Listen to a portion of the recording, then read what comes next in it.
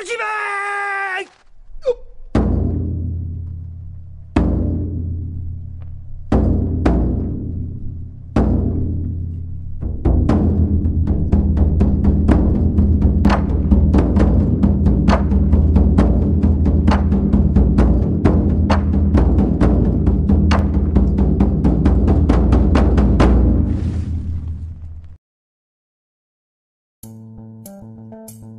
That intro came from one of my old... Make sure there's no hair on my hat this time. Gotcha. From one of my old Team Note hackers. He found a pole underneath the basketball court when they were cleaning it, and he made this.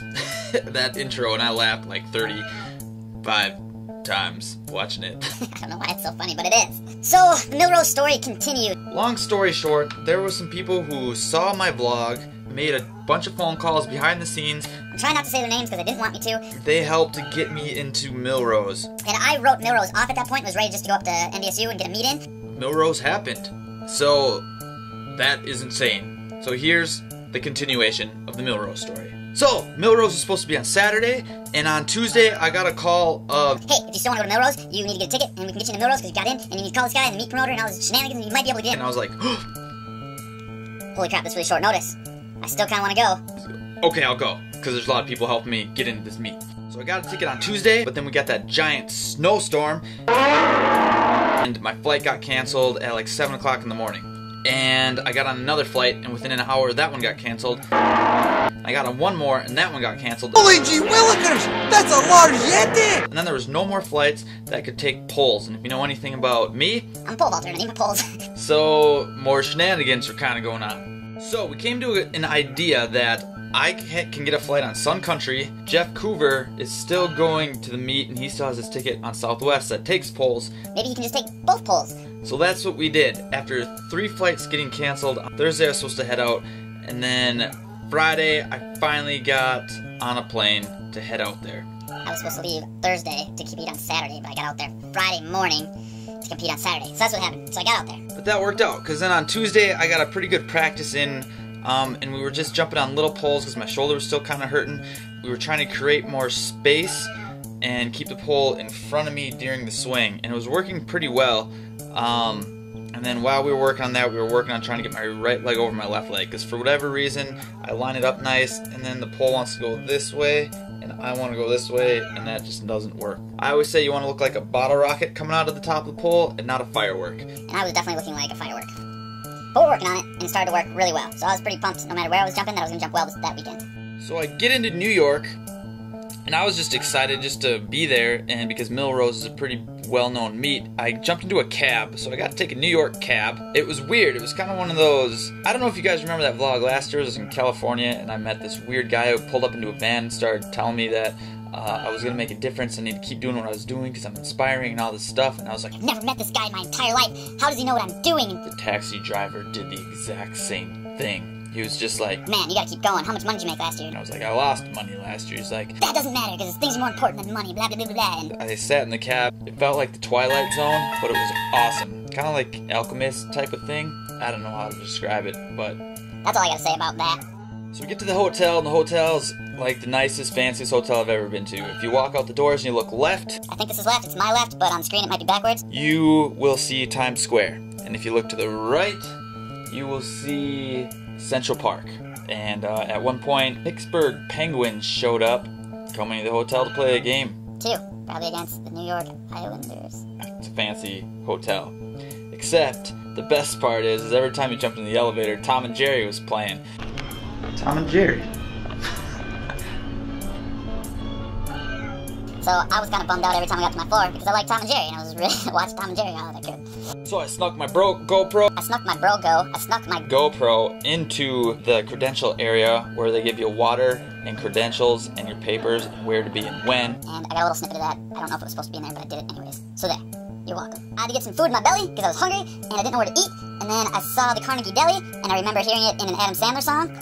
Gasoways together at the Carnegie Deli. And so I decided to try it out, and it was delicious.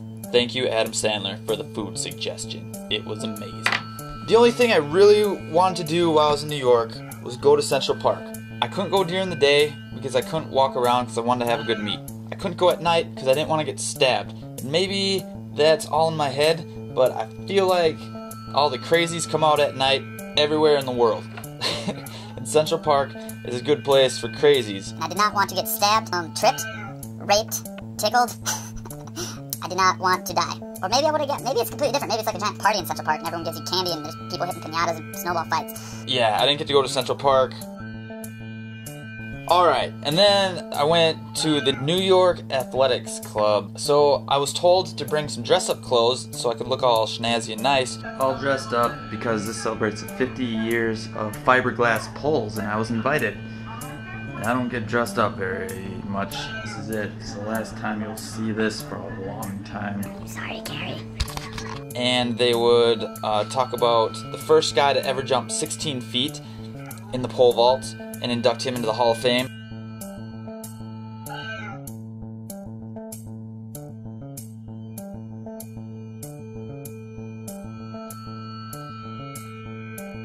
So I was just kind of excited to check that out and hear some cool stories.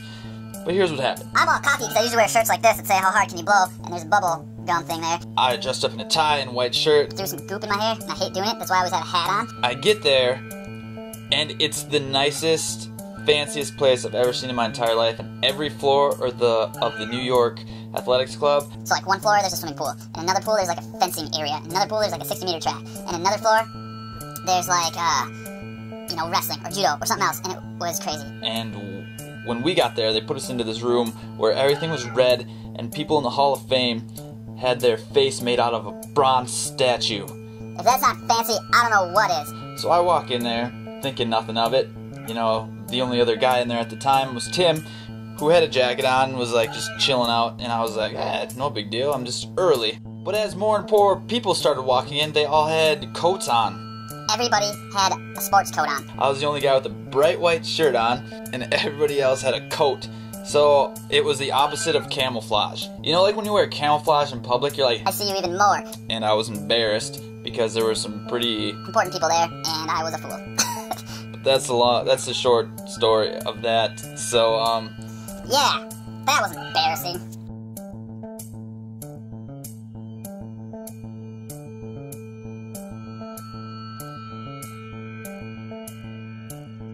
But I did meet the high school girls who won the Reno and got their ticket punched to Millrose, and they were awesome. So that was phenomenal. So thanks for saying hi. I'm sorry, I ruined your picture. The other crazy thing that happened is while we were waiting for the bus to go to Millrose the next day, the bus never showed up. It was like 15 minutes late and people were getting antsy. So then all of a sudden this guy's like, follow me, we need to go now. So there's like 30 of us following this guy, and we're walking around. We thought we were going to meet the bus somewhere, like, because it got stuck because it was snowing. But we ended up walking for like 30 minutes, and then we go down in this tunnel, and we're in a subway. They took all 30 of us to go to the subway, and none of us had money because we're all athletes, and this guy puts like $300 on a ticket and starts swiping us in. But you can only swipe like 10 people at a time. So we got 10 of the 30 people on the other side, and then the subway showed up, and everyone was like, I need to get on that subway, we can't break the group up. So some dude opened this door, and alarms and fire, like, not really fire, but alarms and sounds and lights started going off all over the place, and we all ran through. What? So we got to the meet, at least, without some fire and shenanigans. So I got to be on a taxi and ride on a subway. So all in all, things were looking good. So when I get to the meet, I felt pretty good. I wish I had videos of this to show you guys, but I really don't have much. And I didn't really have a coach that knew the cues I was working on. I had some people trying to help me, which is awesome. I appreciate it a lot, but it's just not the same of, this is what we've been working on for 2 months. You get these brand new cues and you trying to, figure out what they're talking about and what they're seeing and fixing it. But long story short, I kept flying to the left standard and I couldn't get these little poles to work, and I had no idea what was going on. I ended up just clearing 520 and then past 535, hoping maybe if I just sat down a little bit, everything would kind of come back to normal. And it didn't. I just sucked it up. But I found out later that when my shoulder was hurting, I was keeping space between my shoulder and my ear because it didn't hurt nearly as much. It made me shoot to the left and fly into that standard, which I'll talk more about in the next vlog. So when I fixed it and got my arm right against my ear and came right down the middle with it, me and Steve called it Van Going, like you're gonna Van Gogh and rip your ear right off. That everything, it worked better. And I wish I would have known that at Millrose because I probably would have jumped better, but I was pretty disappointed after the meet, to say the least. I was disappointed in the fact that so many people were working to get me into the meet, and I felt like I let them all down. I took it really hard. And I was so positive at that last vlog. And I was ready to start a new leaf and change, you know, be brand new again, you know, and think positive. And it just shot me right back down. It was like a good test of, what do I do, you know? It was hard. It was really hard. It's like, I felt like I was on the way of like, alright, I'm gonna be positive, this is gonna be great. And then like Millrose was bad, and then it shot me even down deeper. Yeah, it was a hard week, and it was like, God, this is destroying me mentally again, and I don't know how to climb out of it. Or like the meet paid for me to go there, I didn't have to pay a dime, and all this just negative, crappy thoughts, and I was doing it to myself. I felt like I let a lot of people down again. That's the best way to say it. So it was a long couple days until I was even thinking maybe I shouldn't go to the US Champs because I didn't jump well, and I don't want to embarrass myself on a larger stage like that. Again, more just negativity was going on to my brain. But I will talk about that more in the next vlog. So stay tuned. The story's not over yet.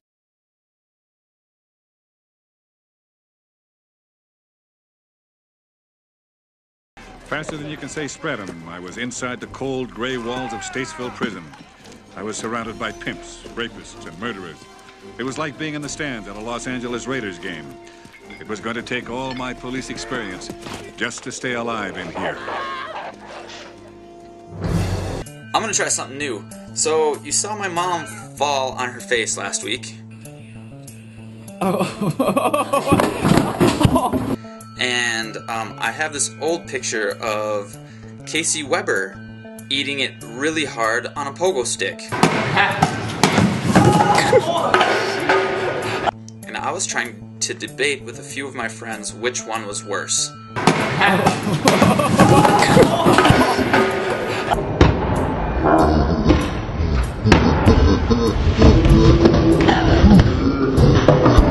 Mom eating it on the Indo board or Casey eating it on the pogo stick. So I'm gonna let you guys be the judge. Just post in the comments below whose wipeout was better and why. I don't know, maybe I'll make him a prize or something like that.